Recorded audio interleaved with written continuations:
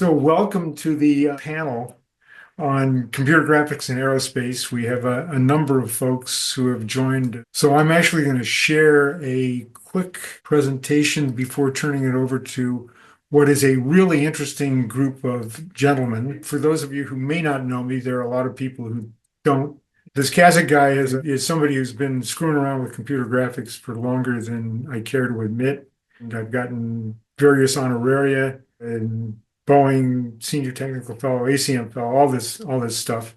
My favorite picture was done for me before I retired from Boeing in 2016 as a stand-in for Jean-Luc Picard. It's my favorite picture because it's the only one that I've ever had that had to have hair airbrushed off my head. Otherwise, I have lots of reflections. I have lots of opinions about things. You're going to hear a couple of them as part of the introduction before I turn it over to the panel. But I did want to pass on a little bit about why this topic was chosen.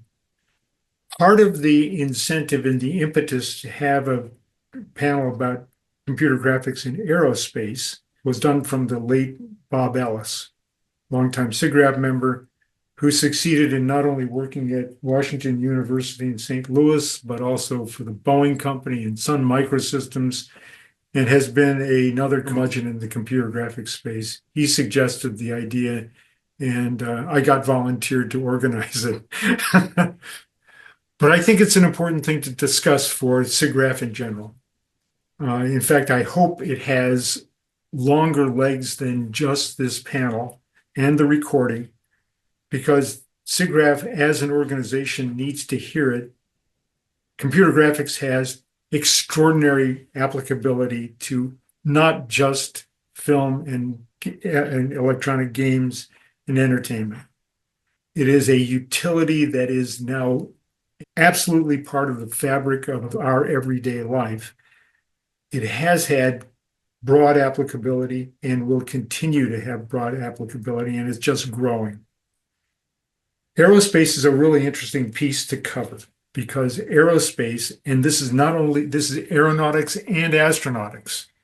There is a difference, and that's why our panel features both aeronautics and astronautics. Aerospace is one of the earliest adopters of computer graphics. There are interactive systems that have been systematically used throughout all of aerospace for all sorts of things, and it's both interactive systems and film milieu. Really interesting stuff.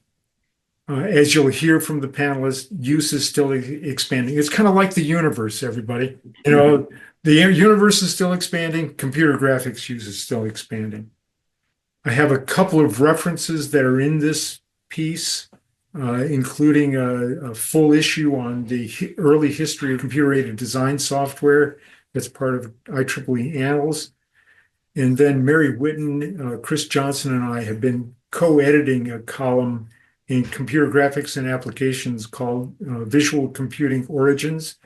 There are great stories in that compendium that many of the pioneers have contributed to, but the stories cover aerospace, they cover animation, they cover human-computer interaction. Take a look, and they're all in front of the paywall, so you don't have to pay. All right, so we're going to kick this over to the panelists, 4 different people, and this is their speaking order. Pete Doenges is the epitome of real-time interactive graphics because he was one of the people involved in early simulators, both at General Electric and at Evans and Sutherland. Fascinating stuff. Roger Malina from University of Texas at Dallas is going to be our man in astronomy and the stars.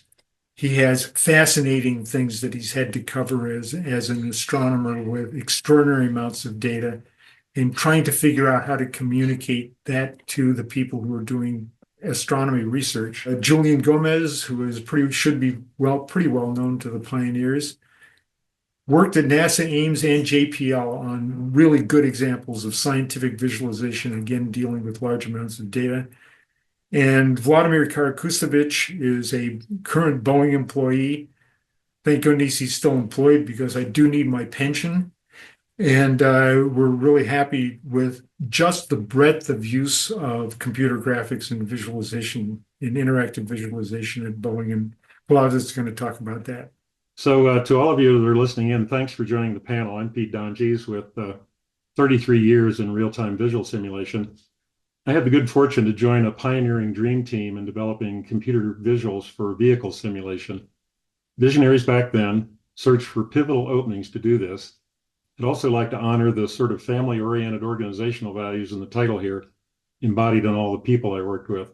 And I'd like to thank Bob Schumacher, who many of you may know, for contributions here from an earlier presentation. To kick this off, I wanted to sort of ground us in what it means to do real-time, predictable, high-fidelity scenery that's highly interactive in a simulator. Operator training really sets a high bar.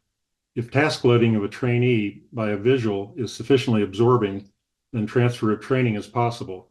The visual must deliver minimums to teach real tasks without miscues, and scene fidelity must basically suspend disbelief. The visual's ultimate justification comes with reduction of training flights. Now, I started at GE's Electronics Laboratory in Syracuse, New York in '69. eLab was a vital incubator for graphics R&D back then, aimed at real time from the early 1960s. Work was innovative, demanding, fun, hard, whatever, with fine mentors by my leads and colleagues. Many of you know these guys, visionaries Rod Ruggelo and Bob Schumacher I joined are here. They aimed at advancing the technology, learning what users needed, and doing graphics R&D with system studies and proof of concept demos, probing at flashpoints to start a business. Rod's group had years of foundational work in 3D graphics math, system architecture, and hardware software. A NASA JSC tie in the early 1960s led to an eLab scene generator at NASA driven by Apollo program. Also, eLab's computed display research facility mocked up image generators in software with rendering and slow time to a film stand. So I was really busy, fresh out of school with NASA work, IG and modeling studies, and finally a really wonderful shuttle film. Rod and Bob met at eLab in 1960, which way predates me. A Navy project with eLab delivered a simulated graphical flight director with display symbology and textured ground surface. Success in flight testing confirmed the concept. This actually led NASA JSC to later work with eLab. Here, in an early aircraft instrument panel presents a dizzying array of readouts for the pilot to integrate during instrument flight. This appeared in affordable cockpit displays 40 years later, aimed at easing the tasks of flight management while echoing that early Navy demo. The Navy also had a highway and sky concept in this artist rendering for integrating cockpit instruments and situational display in one place. That all fed together into this. NASA had a 10-year challenge to get men to the moon. NASA saw the highway and sky demo. They asked eLab about a textured ground plane for motion cues over a large altitude range. This would support study of strategies for lunar approach and touchdown while safely minimizing fuel consumption. And as you can see here, GE delivered. By 1964, eLab delivered this novel 3-channel electric scene generator with textured surfaces in 4 nested levels of detail and 4,000-to-1 dynamic range. The ESG was expanded in '67 to add a few 3D objects, including obstacles and a crater, plus a quadrilateral shadow found useful by the astronauts. Also shown are a flight director, docking of the LIM and command service module, plus an early shuttle simulator. Rod and Bob foresaw aircraft pilot training. They met with airlines to evaluate CDRF film samples of airline daylight operations, night landings with runway lights, and low visibility you can see here. The airlines didn't commit, saying eLab had much to achieve, yet takeoff and landing became a viable basis for an airline visuals business. Let's take a pause here to talk about relationships. Pathfinders among our visual system customers made all the difference as we innovators sought to leap ahead. Lighthouse customers were beacons to us, critically pointing the way and taking calculated risks with us. Technically savvy, and understanding user needs, they sought new levels of simulation.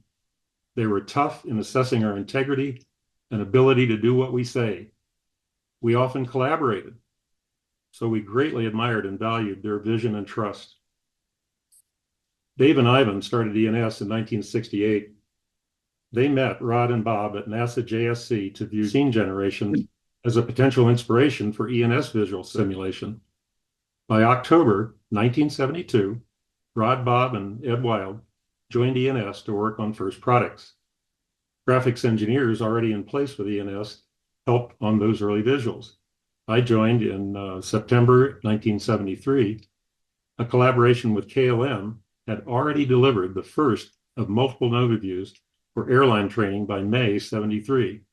As you can imagine, these were wild, unlikely times.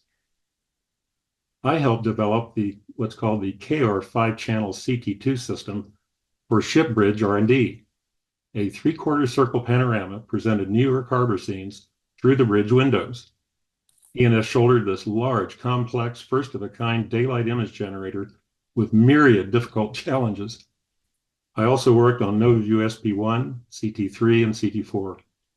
Staff bonds we formed back then testified to the ENS family culture that's part of this talk. These photos depict harbor scenes typical of KR. Note the low view angles, shoreline and bridge bearing marks, and maneuvering by supertankers to anticipate turn and dock in shallow harbor waters with huge inertia and long turns. With that backdrop, early baptism by fire visuals pointed toward product foundations to anchor IG developments for decades to come. NovaView's point light simplicity, low cost, and quick return on investment served high-value flight operations around airports and recurrent pilot training. The CT line, for high-end applications, needed leaps beyond the software-based scene management and image quality limited by the Watkins scanline algorithm used in CT2 through CT4. CT5 emerged as widely adaptable with exquisite image quality. NovaView sold through that rediffusion relationship with their airline ties, and the new CT5 architecture formulated in the latter 1970s really had legs to adapt to emerging application segments. The airlines began widely adopting NovaView type visuals in pilot training. The military followed suit as CT5 and its derivatives stretched to meet stringent military demands. Sales growth followed over a couple of decades, with total sales around 1,000 systems and $1 billion. NovaView's embryonic opportunity with KLM is really worth a closer look. The 1975 or 73 oil embargo sparked jet fuel prices when new 747 aircraft needed simulators. KLM had a history with rediffusion for motion-based simulator cockpits with multi-channel visuals driven by camera model board systems. Yet KLM was smart, visionary, and curious about a demo of a computed visual with airport runway lights. 3D physical model boards with detailed airports and surroundings offered high scene densities and visual cues. A large movable gantry with suspended cameras cruised over a brightly lit model to follow simulated aircraft movement. However, models couldn't really scale up for a large library at global airports. Specific training effects weren't practical, image depth of field was troublesome, and camera model boards needed tending and fixes. The relationship shown here, involving a lighthouse customer and a team of motivated collaborators, primed KLM for computed visuals with the RSL's support. NovaView systems were designed and the first of 8 delivered in 6 months, which is just crazy. This convergence of partnerships required Rod and ENS to quickly convey our integrity and ability to perform in a very risky startup effort. Return on investment in about 9 months on KLM simulators with NovaViews underscored this KLM article about fuel savings by cutting actual KLM training flights. The mold was cast, and other airlines began making similar moves with RSL and ENS. Here's a NovaView SP1 with sharp calligraphic light points, runway surface and markings, horizon glow, distant cityscape lights, and limited 3D terminal depictions with accurate variable fog effects to simulate runway visual range. An overview later stretched to accommodate daylight color scenes. An overview SP3T shows textured clouds and runway surfaces with and without fog. CT5 moved dramatic improvements in scene management into special purpose hardware. High image quality and display processing of priority ordered polygons was teamed with this advanced scene management for very high scene densities. Anti-aliasing stoked by newly available memories was based on area analysis of overlying sub-pixel polygon fragments, followed by smart filtering. Get a little technology for anybody who's a buff on this stuff. CT5 used memory-intensive rendering to analyze polygon fragments interacting with each other within image areas. Span processing pruned away hidden polygon fragments in front-to-back order with trivial rejection of later arrivals.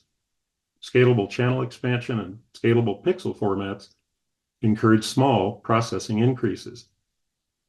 Visible polygon contributions to pixels that arrive or survive this span processing are subject to 2x2 filtering. Filter design supported energy conservation of polygon fragments as they moved and phase shifted across display pixels. Calming of image twinkle from missampled scenery achieved a goal to reduce miscuing of operators. This ordered so-called taking of image areas by prominent and overlying polygons has benefits. High scene layering by polygons pushes processing demand up more slowly. Display capacity growth with more scene complexity rises rapidly within available frame processing time. And so to the evolution of CT5, its architecture supported a variety of growing special features. Central was blending geotypical and geospecific scenery over large terrain areas with high image quality and special effects, and sensors were also accommodated. Seen here is a foggy, kind of rainy evening with taxiway slicks, reflections, light cones, illuminating fog, terminal lighting, finely resolvable details, and of course, low visibility. Surface modeling and databases added material coding to polygons to support infrared and radar processors for scenes viewed by the pilot. Long established phenomenology of sensors had to be understood by us and simulated. Early 3D object modeling used CAD-like interfaces with, you can imagine, significant modeler work. The onset of sprawling terrains jammed with dense terrain cover and culture over large areas forced us to reconsider. A viable approach was procedural modeling, driven by generalities and specifics about mission corridors and locales. Worldwide data sets further fuel an explosion of modeling throughput. Here is an image of CTAC with texture and themals that shows mingling of specific local scene elements the pilot needs with generic 2D, 3D fill woven in along boundaries and hopefully not obvious. Specific terrain used for mission rehearsal like this could be generated automatically and rapidly from available land and mission data. On to display system, vital part of this thing, and often, as with audio speakers at home, kind of a weak link as you watch the technology evolve. Back in the beginning, high-quality calligraphic and raster monitors were integrated with airline simulator optics to focus pilot attention at long distances. More sophisticated visual systems for the military, driving simulated, and others demanded special displays. Examples are edge-matched screen tiling projectors, hemispheric dome projectors, head-tracked area of interest insets, and special projectors gimbaled to display incoming targets critical to the pilot. As you might imagine, our display group grew a lot. Then finally, to how to get focused on applications when there are so many coming in. Procurement specs for burgeoning visual applications beyond the airlines grew increasingly demanding and complex. Bid estimating, starting with our baseline visual products, had to account for system integration with team members, configuring views, database focus, database sources, extent, special scene features, advanced displays, and all sorts of other things. So our proposal work grew into thorough application and systems analysis with broad organizational involvements in program planning. Engineering evaluation of car and truck designs with new handling, safety, and navigation concerns led Daimler-Benz to a driving simulator with CT5. Liquid-cooled, motion-tolerant, color CRT projectors brought our display engineering to a new level. Models focused on low eye points, driving challenges, and background 2D, 3D fill. Probably the ultimate display challenges in our business arose in domes for fighter aircraft. Mosaics of display channels were stitched together seamlessly for contiguous medium-resolution large area scenery. On top of that, head-tracked, high-resolution area of interest insets and target projectors for eye-limited operations set new standards. So to bring this to a close, the internal control of our development directions and funding for visual products allowed for timely and agile decisions. The influx of U of U research, plus excellent, technically sharp, diverse new employees, including international backgrounds, facilitated our interfaces around the globe. Probably one of the most important things about how in the world this all worked was E&S culture. It owes much to Dave's caring and leadership, with his values and competence echoed in others he brought in. Rod and Bob embodied these values deeply while encouraging a kind of family support through thick and thin, a feeling of flat organization with ready lateral cooperation, lent esprit de corps and mutual support. And finally, and certainly not least, annual E&S reunions reflect this persistent family culture. These folks who retired many years ago still come to reunite and swap stories. It's a rare and wonderful thing to experience these days. The end. Where do we go from here? All right, so where we go from here is, first of all, thank you for a wonderfully informative presentation. Before asking for questions, I'll make one comment. Many of you, and certainly my neighbors here who are retired pilots in the Seattle area, love Microsoft Flight Simulator. Great. Simulators are used for a wide variety of things. It ain't just for flight sims. It's for driving. It's for ship bridges. It's for anything that requires real-time reaction and training. It's for medical. It's for surgical planning. So pay attention to the things that Pete had to do with E&S to make this stuff work. It's a really interesting area, and the real-time part is the really hard part. Anyway, so any questions for Pete from the audience? Hi, Pete. This is Vladimir speaking. Thank you very much for this. I wanted to ask you, how do you relate all this to the current trends in modeling and simulation that are sometimes, unfortunately, going into the direction of using more gaming engines? Yeah, there's a whole parallel story, and I don't know how much I should take time to talk about this, but one of my perhaps unlikely jobs further into the E&S story was to figure out what these crazy 3D accelerators in PCs meant to our business.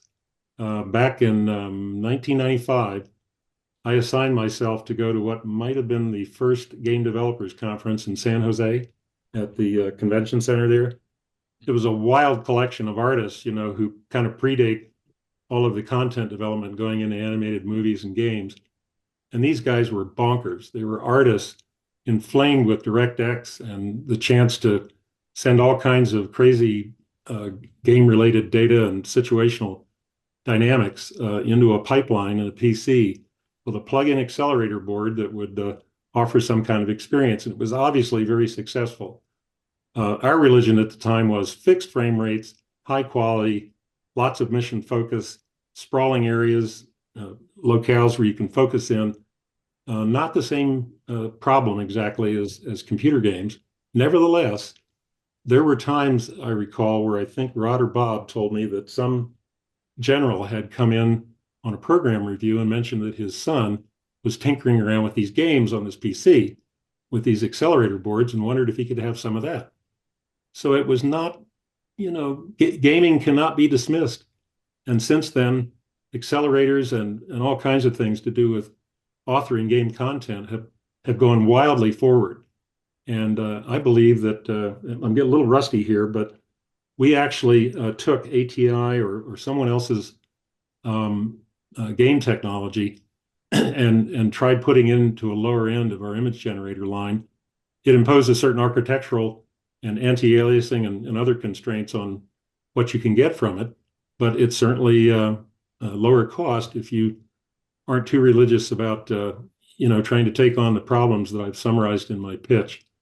But gaming was an incredible, if not a threat, certainly something to get your attention.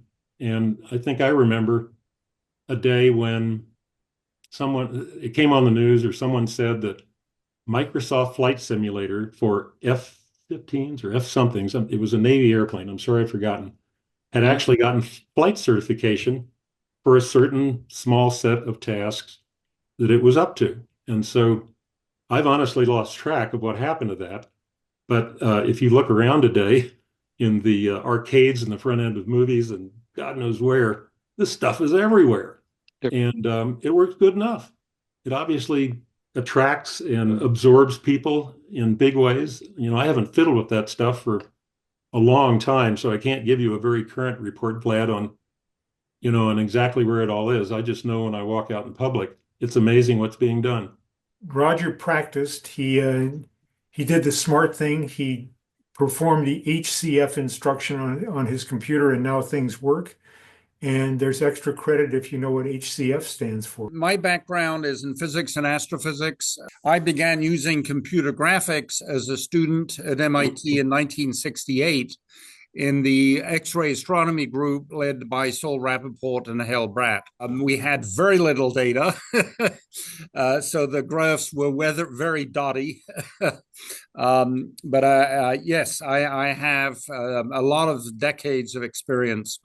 Now, I've chosen to call it data collection and visualization plus, because when I got here to UT Dallas in this century, I got a couple of $1 million from DARPA to take fMRI data of the human brain and sonify it.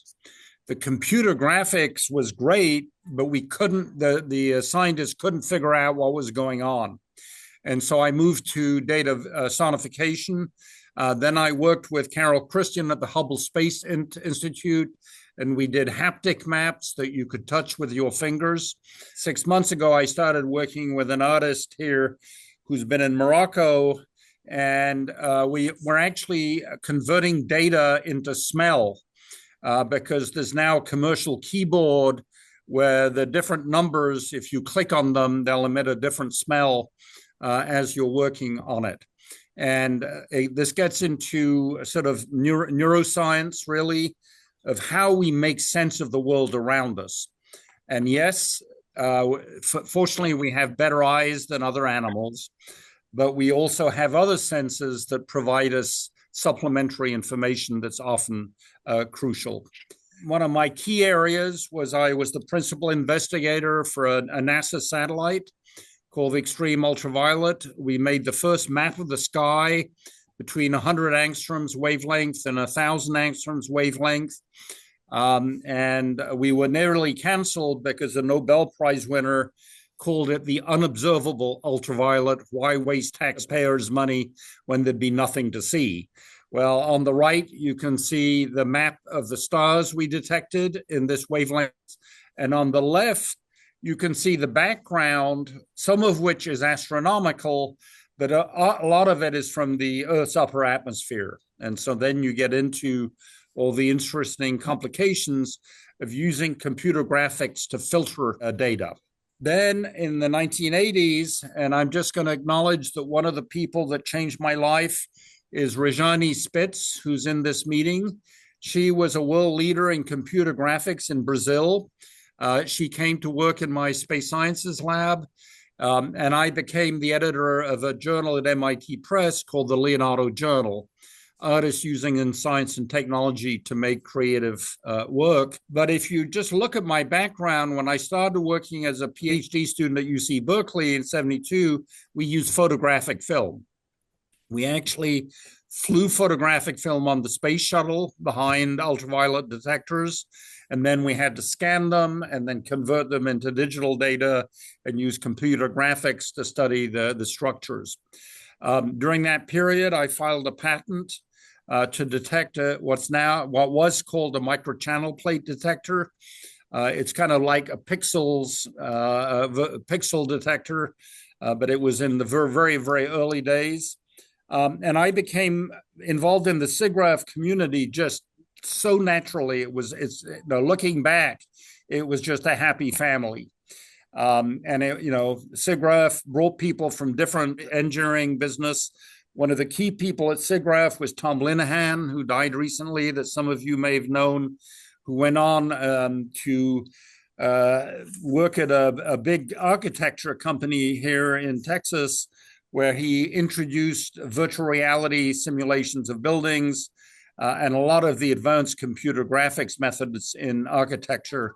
And the architects were very much behind the times.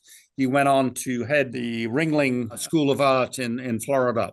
And so this bridging of my scientific area and creative arts has been a source of ingenuity and inspiration and innovation. And the SIGGRAPH community was sort of I like the picture that the first speaker showed.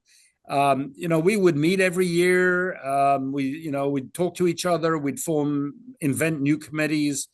I then got involved in the work of space artists. We flew 14 artists into zero gravity on a Vomit Comet. And it was sort of amazing the data you could collect.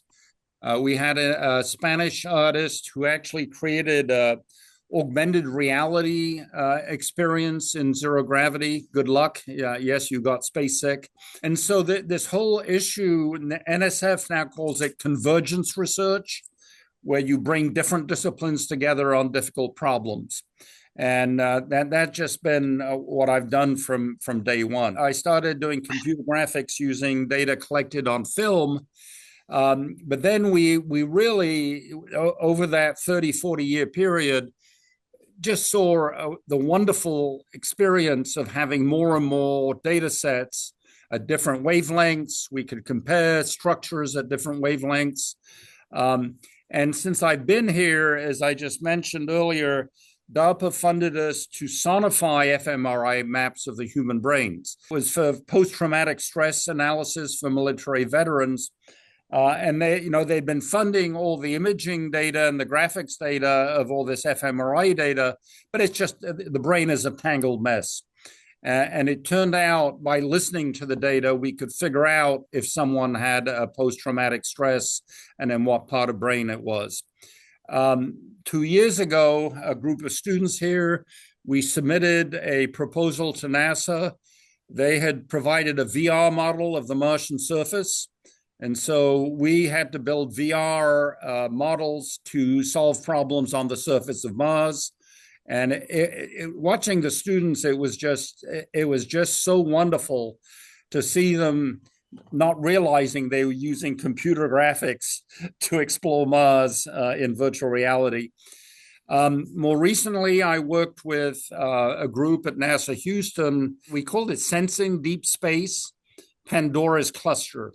So we worked with Carol Christian at the Hubble Space Telescope Institute. We got a lot of secret Hubble data and other telescope data, and we created immersive imaging of the ultraviolet infrared data, and you could walk around the universe. We've got incredible data on this one galaxy cluster called Pandora's cluster, and we've got data from the James Webb Space Telescope, Chandra, X-ray arrays. I think there's some Hubble data in there. We've got some astrophysicists have done some analysis on the data for us, so we can explore the magnification and the gravitational lensing that has occurred in these images. And so this is what I really want people to take away from the installation. That there's a connection between the raw data as we get it, which is just light of different spectrums that we're receiving from the far the far galaxies far away from us. We learn the types of matter that are in that area. We learn the age of different galaxy clusters. We learn the distance. We learn about how the light is bent around different stars and galaxies. So we've got the data on a touchscreen monitor that you can access. You can bring different data sets in, control how much they influence the installation. And then on the walls around you, on these big projection screens, you'll be able to see, if you pull up the X-ray data, you can move through the X-ray data and you can see, oh, this area, I can see there's a whole lot of plasma coming through on these visuals.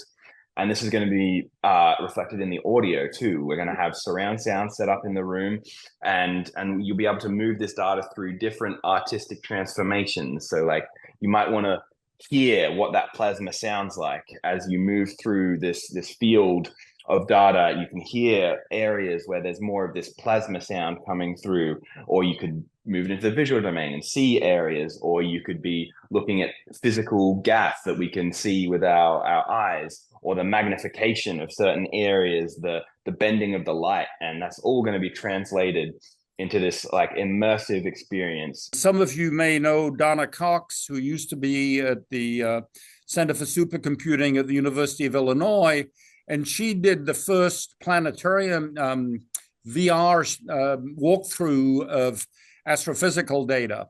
And that, the three-dimensional computer graphics allowed people to make discoveries that were very difficult to make in other ways. A colleague of mine, a friend of my family, Dan Boston, was the Librarian of Congress.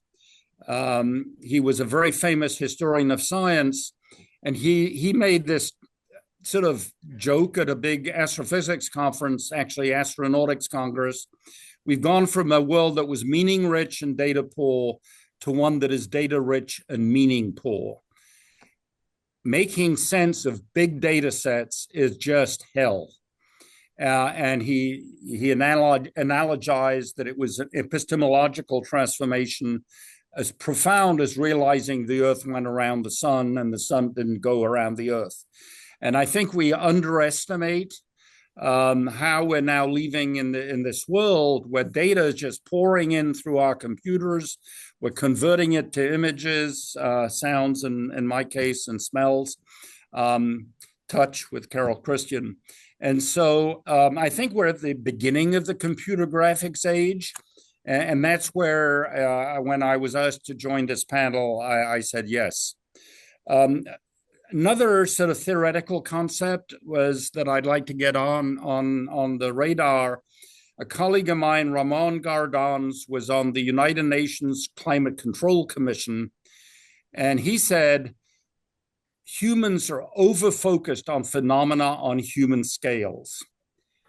The microscope was only invented in 1590, telescope in 1608, the recording mechanisms in 1805.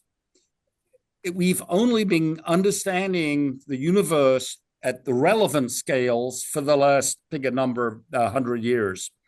And I mentioned Donna Cox fly through.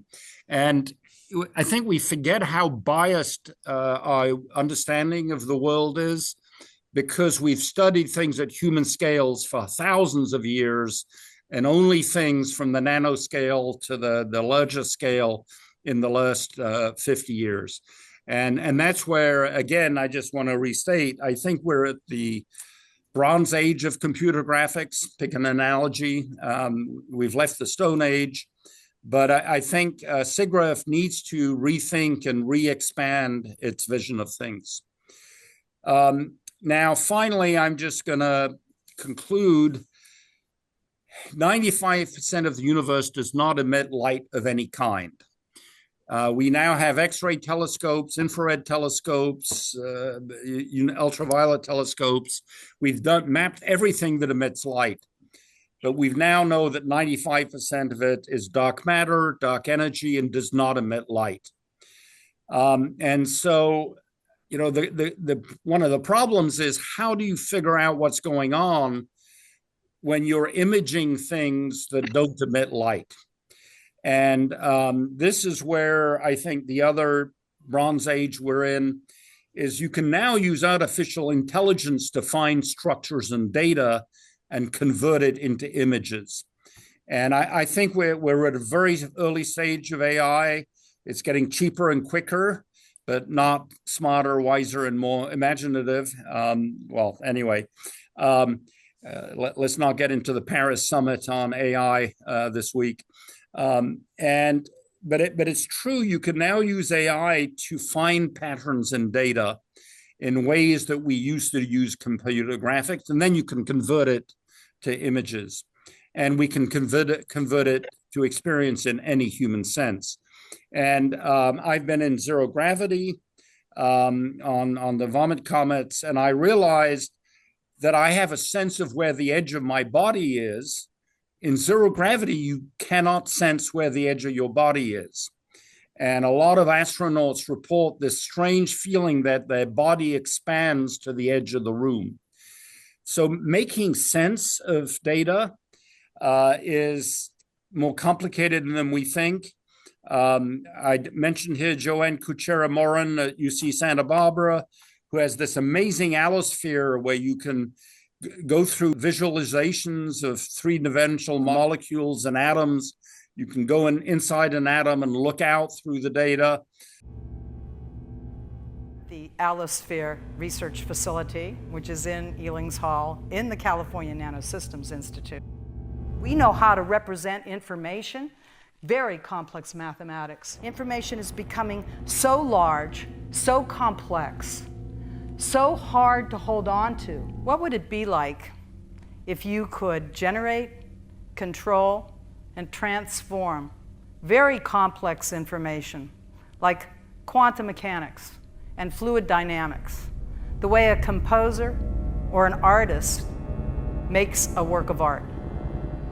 What if you could use all of your senses to perceive this information intuitively and as second nature?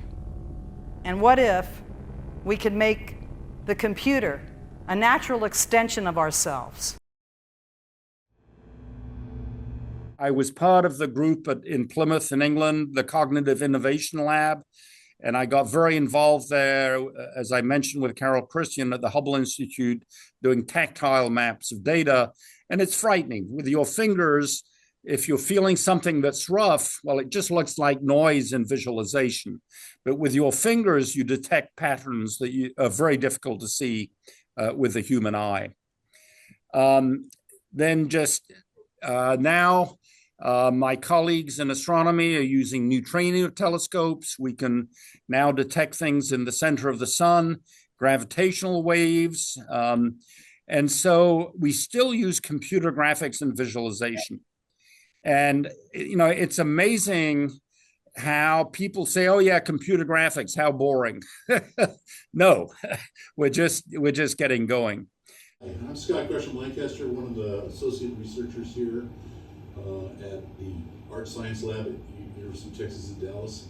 We're working on several different projects related to multimodal representation, which would be the combination of both sonification and visualization. What we've done is taken the map of Texas, which you can see the outline here, that shows the layers of sediment to 15 meters. I'll turn it on. And all the various types of sediment, so this would be more of a sedimentary layer of sandstone. And so they all have a little different timbre based on and so this is metamorphic rock in here.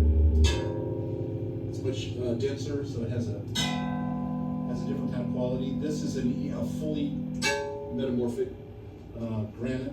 We're working now on zooming into specific areas.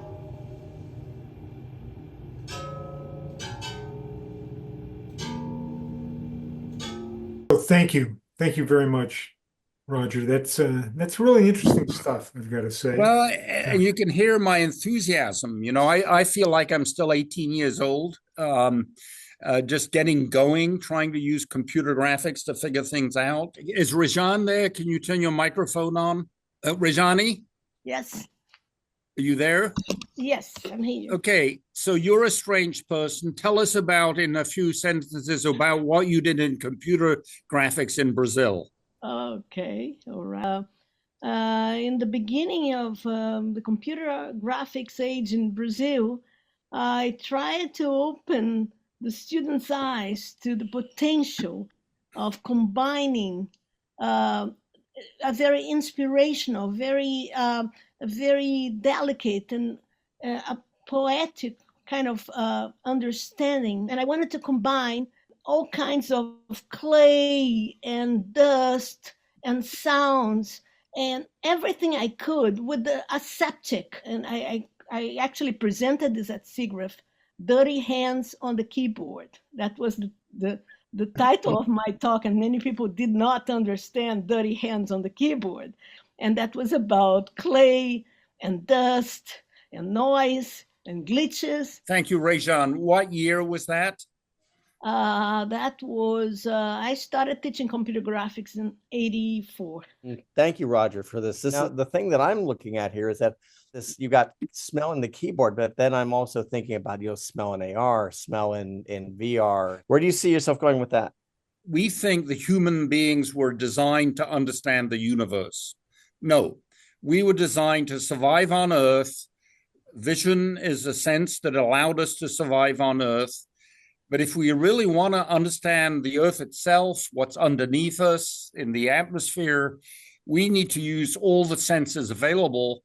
And that, as you just referred to, we get into proprioception and synesthesia. And how do you take huge data sets and make sense of them? I think we're just really at the beginning of exploring the possibilities of making sense of data using all the available interactions with the brain. I have a colleague at the University of Houston who uses these mobile brain imaging hats, and then he can inject signals into the brain and stimulate vision by putting data into the brain. Julian?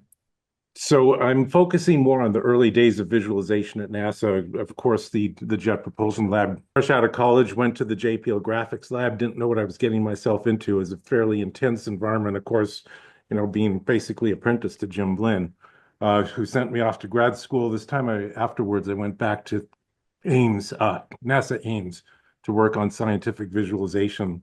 Got lured off into industry and then came back to Ames, this time to work on knowledge management.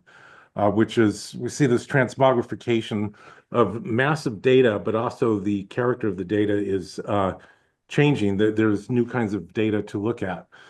I wanted to mention that my dad worked at NASA for 25 years and went from NACA to NASA during his time period. He worked on Apollo and the original shuttle stuff. I have his service pins somewhere out in the garage. I should also mention I've never been a NASA employee. JPL is run by Caltech for NASA, so everybody there's a Caltech employee. And Ames is run by a whole bunch of contracting organizations. I actually worked for the University Space Research Association. In the beginning, visualization was done by hand artists doing conventional portraits and animation. Later on, they got a comm device so that they could at least draw pictures and make a movie that way. So there was an extensive set of software for doing this at JPL by the time that we all got there to make all these movies and visualize things, but it was just line drawing, right? None of the color stuff that Jim did. If you'd like to see a lot of that, the first Star Trek movie, look around the bridge. You'll see all kinds of visualizations, which Gene Roddenberry just pulled and to put into the ancillary monitors around the bridge, all actual mission simulations. Most of them done by Linda Lee, who was engineer at the time. Okay, then the graphics lab came along and things changed. You all recognize this. I think that was the work area for the JPL graphics lab. And it's pretty conventional, right? We used the PS2 for doing real-time or interactive visualization and then chunked out the frames on the ENS frame buffer anywhere from 10 to 25 minutes per frame. This was done to make mission movies, and they were good for education and PR, which was very vividly demonstrated during the Voyager 1 Jupiter encounter when Jim made the first encounter film, and NASA used that for PR, and that was a milestone for several reasons. First off, that they used computer-generated animation for PR purposes. And second, that NASA chose to use that as their primary visualization mechanism for the public. We still had to do a lot of projection because there wasn't enough good imagery from Earth-based telescopes to do things like Saturn and Uranus and Neptune. So we still relied on the dedicated space artists to do that. We also did lots of movies for proposed missions. For example, you might not know that the US was actually going to send a spacecraft to Comet Halley when it came by in '86, but Congress did not approve the funding for that. And that was going to be more of a fun movie because it was going to observe Halley as it came near perihelion, and then go on to another shorter period comet called Tempel 2 and actually drop a probe into that, just smash into the surface or as close as they could get to the surface because the comet nucleus is not very big. But it didn't get approved. Lots of other mission support. Voyager telemetry visualization. One of the reasons this was interesting was because this was how the JPL graphics lab got funded, was to visualize Voyager telemetry data.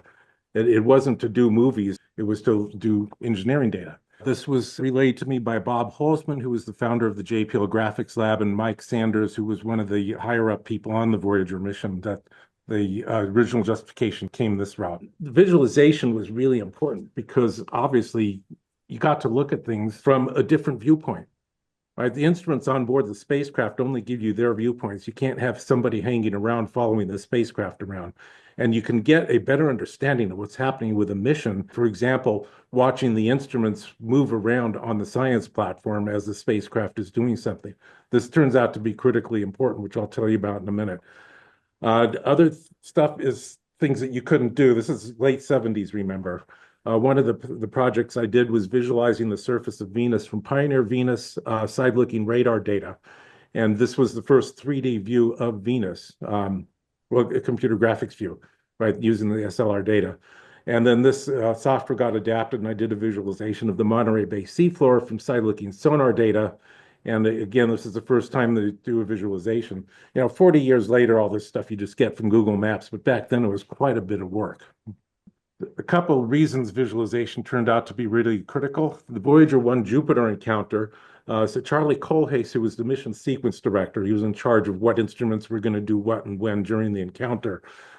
Jim wrote a program which would do on the picture system 2, where you could turn one of the knobs and go through the encounter timeline and see what was happening. All of the instruments moved correctly and projected their footprints onto the planetary body, in this case, Jupiter.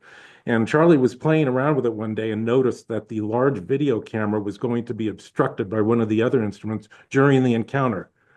Now, the thing about an encounter is there's no undo, there's no redo. There's like one chance, and that's it. NASA considers encounters to be so critical that if somebody gets called for jury duty, then NASA will step in and say no, because they need that person for the encounter. So to have one of the video camera obstructed by another instrument was pretty, caused a lot of sweating. Thing is, he noticed this a month and a half ahead of time. So they were able to resequence the instruments and basically save the encounter. Voyager 1, they were having some problems with the signals. And remember, I mentioned that the purpose of the graphics lab was to do Voyager telemetry visualization. So I wrote some software which did exactly that. One of the engineers was down one day looking at a whole bunch of telemetry channels, and I had my back to him, and he said, "Look at that." So I turned around and I looked, and it's like, okay, there's a bunch of lines on the screen. So I knew how to put lines on the screen. I didn't know what they meant. He didn't know how to put lines on the screen, but he knew what they meant. He pointed somewhere and he said, "There's a short circuit there." And I still didn't see it. But anyway, he got pretty concerned, wrote down a whole bunch of things, and then left. And you can't, of course, fix a spacecraft. You have to program around it. And NASA designed spacecraft so that you can find many ways around it.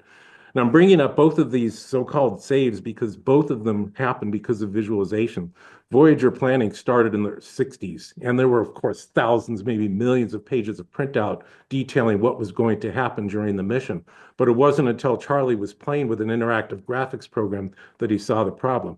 And likewise, a short circuit, they had thousands or millions of pages of printout, and it was the visualization of the telemetry channels that showed them what was going on. That's JPL. There is more. You can go to this website here, and This will be transmogrifying into the Center for Computer Graphics History. I wanted to move on to the 80s because this was the advent of computational physics, and now we're starting to see massive amounts of data and massive amounts of compute power, right? This was the advent of the Crays 1 and 2, XMP, et cetera, plus so-called competition, and the amount of data they generated for trying to do CFD visualization was just tremendous, right? So at Ames, CFD was a driving topic. There was also a lot of work in computational chemistry, and I was doing viz on both of those parts.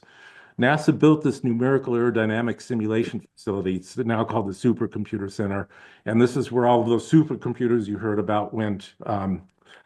And the primary visualization mechanism was, of course, SGI, and they had to build a special hyperchannel because of the massive amounts of data coming out of the supercomputers for visualization on the SGIs.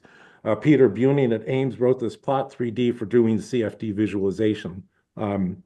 And also at this point, we started to see two other things, which were the small scale computers like Hypercube, Convex.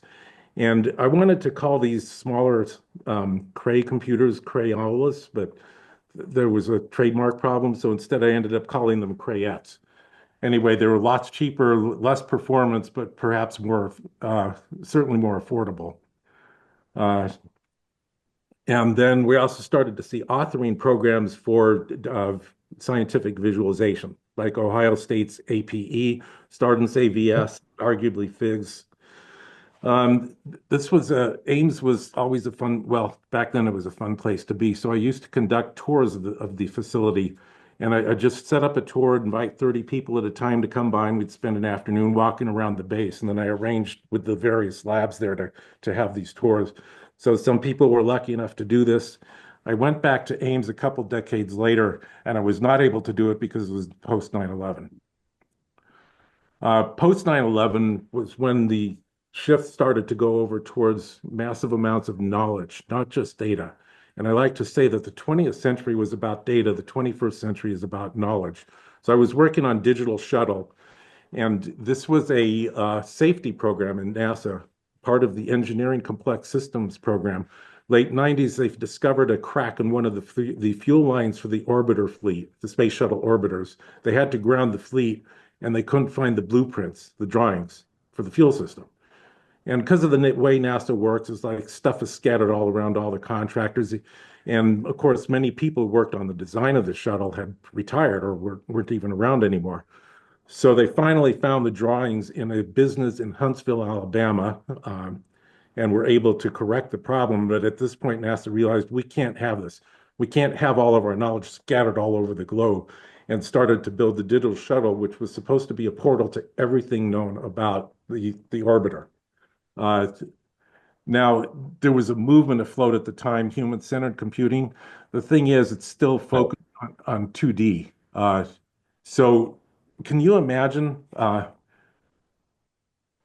if you're looking at drawings for a massively complex vehicle like the Space Shuttle Orbiter, think of all the systems you've got: electrical, caution and warning, hydraulic, and all of them have multiple viewpoints. For example, electrical, you've got a logical and a schematic and a physical, et cetera. And you might also want to have phase portraits of these systems where you're analyzing stuff that's going on in the system as opposed to the system itself.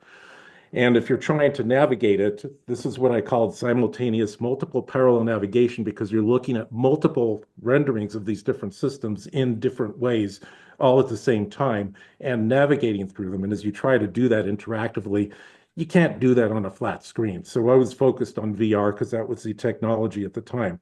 That's what I considered human-centered computing, is to put it in the human's viewpoint instead of trying to force them to look at this one screen and understand everything that's going on. 2004, geez, 21 years ago almost, the virtual Ironbird workshop. An Ironbird, as the term was used there, meant that is a life-size, non-working prototype of an aircraft or a vehicle, so that all of the dimensionalities can be checked. It's something that where somebody could climb into the pilot's seat and get a feel of where everything is. The term proprioception was brought into play into this proposed model. The virtual Iron Bird was, of course, to do this as a simulation using 3D graphics. There was no simulator for shuttle because by that time it was a mature program and there wasn't any money to build something like that. The ISS did have one. And if you buy me a drink, I'll tell you a cute story about the ISS simulator and Lego. But anyway, the virtual Iron Bird workshop was actually, despite the name, a knowledge management workshop and focused on things like ontologies and knowledge management networks, semantic networks, and all that. This also will end up on the Center for Computer Graphics History. That's my last slide. I just wanted to make a comment that I loved hearing Roger talk about more ways to work with data and knowledge than what we're used to. Absolutely. So two critical things that happen. You don't get a redo when you're in space. There's no break. It's really hard to break. And my favorite was I could draw lines, but I had no idea what they meant. So we're going to switch over to Vladimir and hold questions until the end. Vladimir. Hey, everyone. I'll try to summarize. A lot of people said a lot of things that we already covered from Boeing perspective, so you did the good thing for me. What I want to share with you a little bit is what we did and where I sit, where Dave used to sit at Boeing. I'm a fellow at Boeing. I'm in 35 years of aerospace and let's say 30 years of visualization all over the world, different companies, different efforts. But I want to share with you a few photos first, and then I will quickly go through my slides. Photo number one, this is where we started as a company. If you ever touched the analog computer, well, Boeing was doing it in the 40s. And that was the that was the starting point before we went into the CG and visualization. Second one that I painfully am aware of it is if you guys ever had to plot something of scale, here's how it looked, the Gerber plotter. We had them for years. We still have printouts from these plotters that we're still using, unfortunately. This was a mess, but it was the high end. And especially because of Dave, I'm selling the next photo. And this is actually the Intergraph CAD workstation from the 80s. I encountered them, not at Boeing, outside. And the lady whose choice of clothes, I think, influenced later Star Trek, Captain Picard, I guess. It's the same colors, Dave, so I didn't know that we were pioneers in that area too. These are all the areas where Boeing was pioneering, and thanks to Dave, I have the opportunity to share with you because Boeing is very stingy nowadays in sharing any kind of IP. So I'm leveraging something that is a little bit older. Maybe some of you, definitely one on the call, have seen that next to Dave. And a lot of us were or still are involved with all these elements that you maybe didn't know that more or less started at Boeing, or Boeing was heavily involved in creating those things. I don't want to go through every one of them. I'm currently still involved with, let's say, the last 5 items that we're still taking a look into and developing capabilities. Let me go to the next slide. As you know, guys, or you don't know, the term computer graphics, we claim it's coined at Boeing. Others are saying it's different, but we still stand behind it because we have the record to prove that, right? And human model was the first application of computer graphics. I know that the originals of this visuals are in Victoria and Albert Museum, if I recall well, in London. And I was very proud to see them shown to everyone a few years ago. Fractal animation, you guys, I'm not sure if you're aware of, but they can go into details about Lauren Carpenter and Vol Libre. And we know the history after that with Star Trek movie number 2, The Wrath of Khan, and then later Lauren's contribution to computer graphics that was significant, that started at Boeing. Augmented reality, the term got coined at Boeing, and lo and behold, this one of the first augmented reality devices still sits in my lab, in our lab actually, in Everett near Seattle. The Pioneers were at Boeing, and we're still using it in many places across the factory. But people tend to forget a lot of that industrial use started with us. massive level visualization. As you can see, Dave was pioneering that. We continued to work in that space, and we're always 3 steps ahead of not only the competition in aerospace world, but also the likes of Siemens, Dassault Systems, PTC, and other companies that are trying to catch up with us in industrial use of this concept. So as you can see, multiple things developed at Boeing. We are still continuing in that direction. And, you know, like from the perspective of highly complex products and huge amount of data, we're trying to leverage visualization. Maybe in the future, it'll be other senses that people like Roger was showing to us. And we're trying to make sense out of this complex visual data sets. Unfortunately, no vendor is capable of handling that for us. So we have to develop our own capabilities. And that's why we are constantly in the position to push the state of the art and to try to achieve things that make sense for us. We have not anymore dozens, but hundreds of use cases that are containing a visualization of both geometry and non-geometry data. Typical case, very simplified, is where you see the geometry of a product, where you see the general info. This is the, in this case, is tolerance info and the product structure. This is still the essence of our visualization, which is maybe a little bit dry comparing to the really nice visualizations that we've seen before, but is essential for us to design, produce, and support our line of products in aerospace. High-end versus low-end, what does it mean? In our case, it's really important to be able to scale things from very small scale to very large scale and back to a very small scale. Because of that, we developed some capabilities that, as I said, are still leading in the visualization domain, that are capable to handle the data and to jump between small and large scale.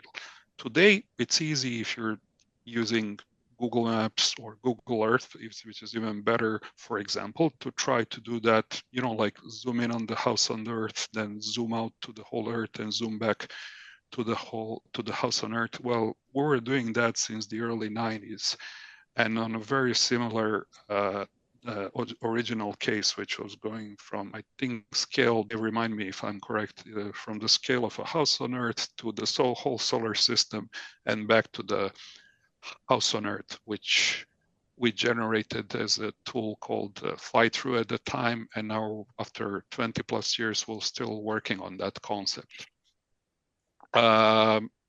Standard visual applications that are showing, you all know Adobe Reader and different browsers that are sitting in this very low scale. And then you have typical engineering visualization tools that come from some of vendors on the commercial market. And then we're handling data of, like, it shows here 1 billion, but I can tell you now it's more than 15 to 20 billion polygons easily in real time. What the low-end visualization here for us means is a very easy way to show some tasks depending on use case, and I'll demonstrate the visualization. What does it mean? It's the parts information management system that shows to our customers or our supplier management or support and services to easily visualize some parts and their context from the perspective of an assembly or a bigger airplane. Then we have something called engineering information delivery. This is the system that carries all our manual content and technical data that we share with our customers, whether it's defense or commercial or space. We also help show floor work instructions. That means something that used to be very advanced that now it's moving in the realm of extended or virtual reality or augmented reality or mixed reality are the shop floor 3D work instructions. The easiest to explain it is IKEA instructions that are fully IKEA-like instructions that are fully 3D and that are available to every mechanic either on the shop floor or outside in front of the product. And they can leverage any type of HMD to access that type of data. Trying to rush through this. High-end visualization is a little bit different. We're expecting to manipulate 10 plus billion of polygons at 50 hertz or faster. So preferably higher if you're using HMDs, so you really avoid cyber sickness that Chris Esposito, who's here attending, was researching. And we were getting those high numbers with a good reason that we wanted to be able to put people inside the product or inside the production system without getting sick, right? And to be able to interact with all that data. As you can see, product structure means 800,000 plus parts or millions and millions of instances, and then selection and feedback at a very short time. So we're easily achieving that on multiple hardware platforms, starting with iPads, tablets, low-end computers.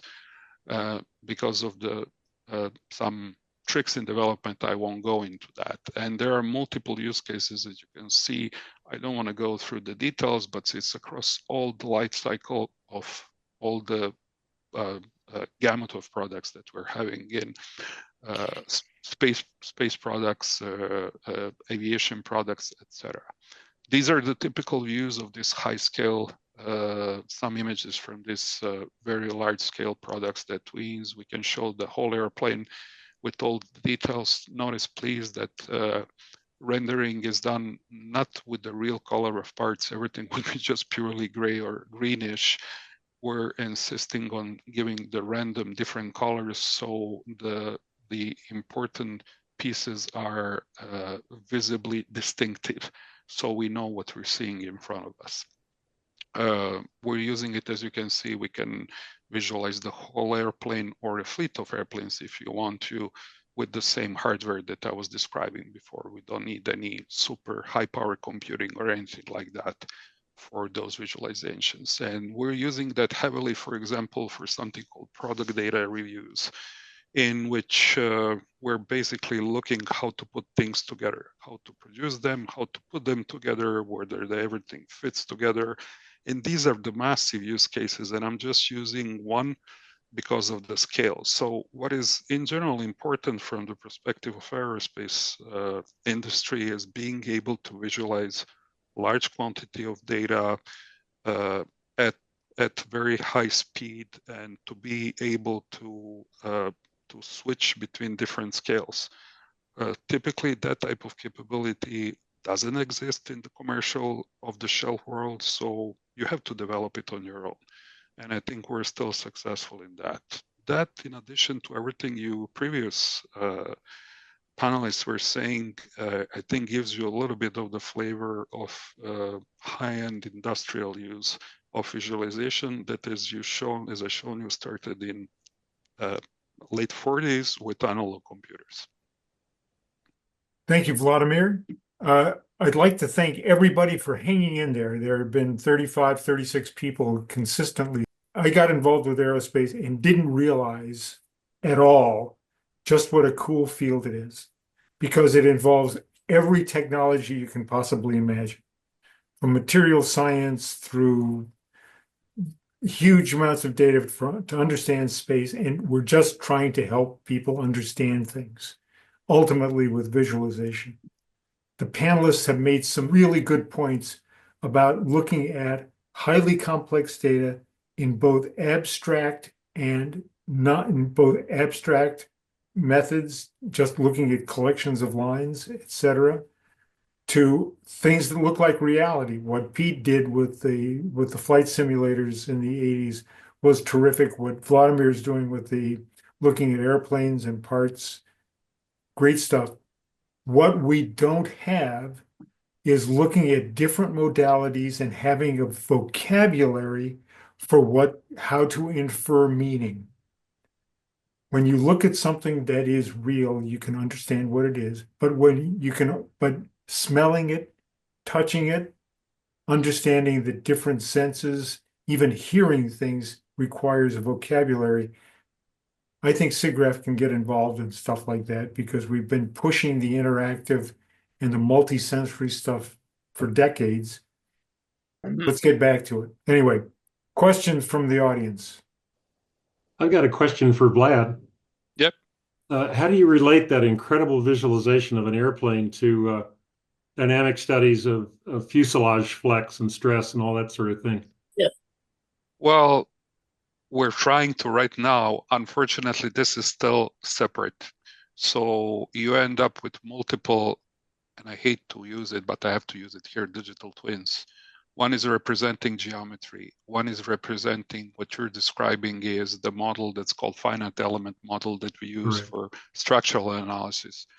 And unfortunately, we don't yet merge those two. And there are other models. We're trying, and I think Dave was still with us when we were trying to do, but it would be more you run the finite element modeling analysis, and then you plot the results on the geometry that I was showing because it's more precise. But again, it's not yet one thing. Nicholas. So I'm wondering if you might share any sort of insight you might have about the relative value of the display, actually ergonomics or the human factors in terms of, the different kinds of depth cues and perception it might provide. So, we see HMDs are a great value. Caves and immersive sort of rooms still have some upsides. So I'm wondering about your experience, if anybody on the panel wants to share their view there. Thanks. Yeah, I'm happy to jump in. So one of the areas that a neuroscientist called Zemrazeki got me interested in is called neuroaesthetics. And it's sort of interesting how we underestimate how the data entering the human mind affects all kinds of things inside the body. And that's where static images are a very good idea, but so are moving ones. And so I think one of the areas I'm interested in is connecting neuroscience to computer graphics. How do we design visualizations of data in ways for the mind to grasp it the best? And so I think, again, that's an emerging area of neuroscience and computer graphics. Thank you. Pete, how did ENS design its images to convince people that they were actually good enough to learn how to fly? Well, a lot of it had to do with the user. Those earliest NovaView applications had calligraphic light points and a little bit of surface stuff, maybe a horizon. You look at that and you think that's horribly inadequate somehow to cue a pilot. But when pilots step in, and if the lag is low enough, and if the whole thing's responsive enough, there is a threshold where you get transfer of training. And the real proof in the pudding is, does a pilot who's been through this process fly safely in the real aircraft? And, it just tended to work. I think there's a crossover between art and mission design, if you will. There's a lot of fluff in some ways in some of the images I showed you, and we don't have a psychological characterization of how important that is. You look at that SeaTac image, it's just brimming with details.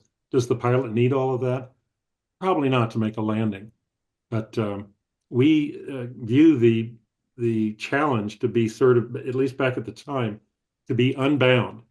The objective is to at least get training specific, transfer of training, valid learning of tasks without giving the pilot bad cues.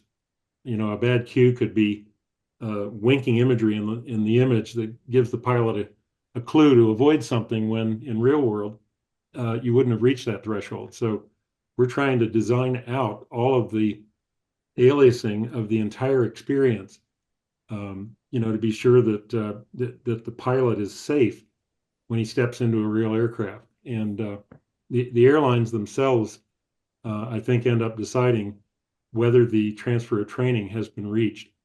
And I can't say that we have a science of transfer of training, but I remember owning a booklet set that it was probably a foot thick on human factors having to do with the eyeballs, perception of motion, and all kinds of other things having to do with how human vision and the experience of simulation needs to be designed into the image generators and displays.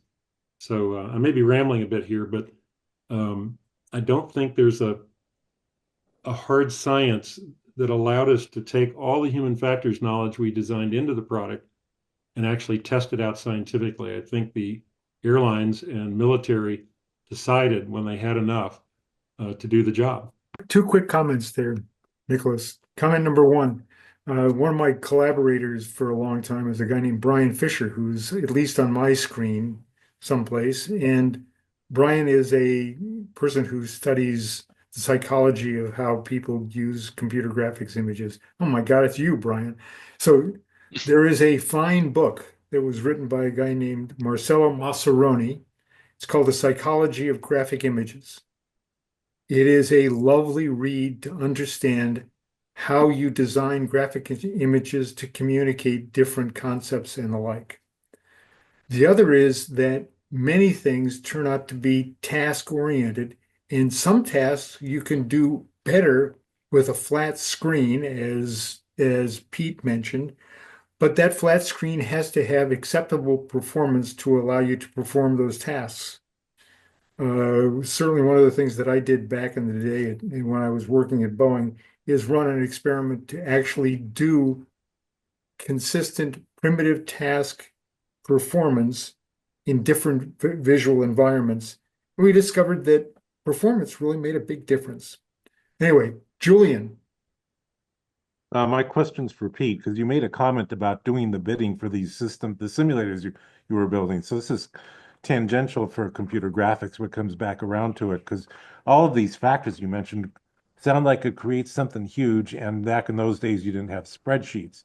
And I was wondering, so how did you construct bids? Because I know at Cranston Surrey, the way they did their bids is that the salespeople would overpromise and animation staff would spend 70 hours a week trying to meet the contract. I'm wondering how you put all of these different aspects together in order to come up with a bid. And specifically, did anybody ever say something like, this is too complex? How do I get the big picture? Well, we had standard product baselines. So all of the parts breakdowns and all of the stuff that has to be assembled to build the baseline things was in a material system and a large kind of hierarchy of information for understanding all of the cost and weight and testing and shipping information about the visual pieces. But all of that customization I talked about includes, in some cases, mechanical work and in a lot of cases, software work to bend the model this way or to program a special host interface with a computer that runs, in a certain way. And for all of that, starting in the early 1980s, when that slide was more relevant, and from there on, we were using spreadsheets and internal corporate numerical collection systems to put all that bid stuff together. When you finally finished a bid package to go out, you knew all of the custom engineering, all of the custom database work, all of the special mechanical mounts, interfaces to surrounding computers and displays. You had all of that stuff in the bid package and knew how to take the cost of all of that, put negotiated margins on, and ship it. Okay, so we're going to give Brian Fisher the last word. My PhD is in cognitive psychology from UC Santa Cruz, and if you know Santa Cruz, it's very interdisciplinary. So I did a dissertation on information integration between vision and hearing in virtual environments. We had one foot at NASA Ames and Roger Remington and Bob Welch. That kind of work, I think, is really valuable, but it's really difficult to get appreciation or funding from either the psychology side, which sees it as applied, and so beneath the notice, or from the computing side, which assumes that computer scientists can do anything. And we had a course at SIGGRAPH for 4 years, I think, on multimodal media systems as well. But I wanted to give a shout out to Boeing. Boeing was willing to fund this research, and they funded it for like 5 years at a reasonable rate. They funded laboratory studies on scatter plots done by Ron Rensig. They funded my nonsense. They funded a lot of this translational work, between, you know, perceptual cognition, higher order cognition, and the design and use of these graphical information systems. So I think that was very, you know, forward-looking of them and all of that. So I did want to give a shout out to Dave, who was actually responsible for convincing Boeing, talking them into somehow funding this lot. Well, thank you, Brian. And trust me, this was not a plant. All right, so to end this, here is the SIGGRAPH 77 Memorial T-shirt. Everybody can have a good time. Ed, thanks for sticking with it and helping us out. We'll look for the video edit when you get done. Any final comments there, Ed? I just want to say thank you to everybody for sticking with us. And if anyone else has an idea for a panel that you think the pioneers could present, please let me know. And just like Dave took control of this panel, I would be more than happy if someone has a great idea for a panel to let you plan it and moderate whatever ideas we have from the group mind. We would love to hear from you. So thanks for joining us, everybody, tonight. I really appreciate that you sticking with us.